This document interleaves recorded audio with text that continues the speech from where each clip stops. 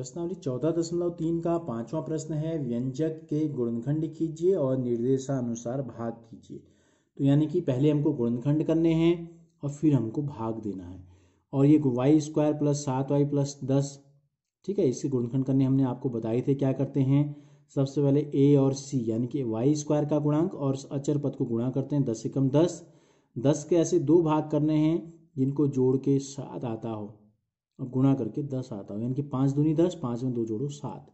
तो हम इसको लिखते हैं y² धन, देखो 7y के दो टुकड़े हमने कर दिए, एक को हम लिखेंगे 2y और एक को हम लिखेंगे 5y धन 10 भागा y धन 5। अब क्या होता था, दो दो के जोड़े बनते थे, शुरू के दो को एक साथ ले लिया, बाद के दो को एक साथ ले लिया। तो क्या है जो दोनों में कॉमन है, y कॉमन है। तो यहाँ 2y थे, एक y अंदर रह गया, एक बाहर आ गया, बीच में धन है, y बाहर आ गया तो अंदर बचा केवल और केवल 2। 5 और 10 में क्या कॉमन है, देखो 5 में 5 × 5, 5 दूनी 10, यानी कि दोनों में 5 का भाग जाता है। तो बीच में धन है तो 5 कॉमन ले लेते हैं, ठीक है। कितनी बार जाएगा, 5 × 5 y बार, एक बार गया धन, 5 दूनी 10, यानी कि 2 बार भाग गया। बट्टे में क्या है, y धन 5। फिर दोनों कोष्टक में जो सेम संख्या राशि है उसको बाहर ले लेते हैं, y धन 2 दोनों में कॉमन है। क्या बचा, धन से पहले बचा y और धन के बाद बचा धन 5। बट्टे में क्या है, y धन 5, y धन 5 से y धन 5 काट देंगे तो बचेगा y धन 2। तो भागफल आ गया y धन 2। इसी प्रकार पांचवे का जो दूसरा है, इसमें हमको व्यंजक के गुणनखंड करने हैं।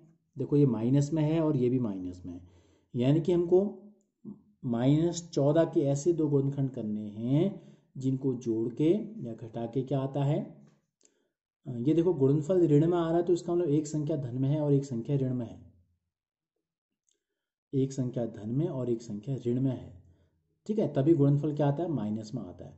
तो यानी कि हमको ऐसे चौथ के ऐसे दो गुण भाग करने हैं जिनको गुणा करके तो 32 आता है और लेकिन जिनको घटा के 14 आता है, घटा के या जोड़ के दोनों हम कह सकते हैं। तो हम लिखेंगे इसको m², ठीक है। अब 32 गुणा करके 8 चौको 32 होता है, 16 दूनी 32 होता है। देखो 16 और 2 को गुणा करेंगे, ऋण 16 और ऋण 2 नहीं होगा, 14 कैसे आएगा, ऋण 14 लाना है, ऋण 16 धन 2 होगा। तो हम इसको लिखते हैं ऋण 16m धन 2m, ऋण 32 भागा m धन 2। देखो 16 दूनी धन गुणा ऋण, ऋण 32, 16 और 2 को घटाएंगे तो ऋण 14 आ जाएगा। फिर वही काम करेंगे जो पहले किया हमने, 2 का जोड़ा, इन दोनों में m कॉमन है तो अंदर बचेगा m ऋण 16 और दोनों में 2 का भाग जाता है, 2 और 32 दोनों में, बीच में क्या है, धन है, धन लगा देंगे, 2 कॉमन ले लेंगे, m ऋण 16 आ जाएगा, 16 दूनी 32 होता है, नीचे बच गया m धन 2। अब देखो m ऋण 16 दोनों में है तो कॉमन आ जाएगा, पहले पद में क्या बचा, केवल m, और बीच वाले में दूसरे में बचा धन 2। किसमें भाग दे रहे हैं, m धन 2 का, m धन 2 से m धन 2 कट गया तो हमको प्राप्त हो गया m ऋण 16। तो भागफल आ गया m ऋण 16। प्रश्नावली 14.3 का 5वां प्रश्न है, व्यंजक के गुणनखंड कीजिए और निर्देशानुसार भाग कीजिए। तो यानी कि पहले हमको गुणनखंड करने हैं और फिर हमको भाग देना है। और ये y² + 7y + 10, ठीक है, इसके गुणनखंड करने हमने आपको बताए थे। क्या करते हैं, सबसे पहले a और c यानी कि y² का गुणांक और अचर पद को गुणा करते हैं। 10 × 10, 10 के ऐसे दो भाग करने हैं जिनको जोड़ के 7 आता हो और गुणा करके 10 आता हो, यानी कि 5 दूनी 10, 5 में 2 जोड़ो 7। तो हम इसको लिखते हैं y² धन, देखो 7y के दो टुकड़े हमने कर दिए, एक को हम लिखेंगे 2y और एक को हम लिखेंगे 5y धन 10 भागा y धन 5। अब क्या होता था, दो दो के जोड़े बनते थे, शुरू के दो को एक साथ ले लिया, बाद के दो को एक साथ ले लिया। तो क्या है जो दोनों में कॉमन है, y कॉमन है।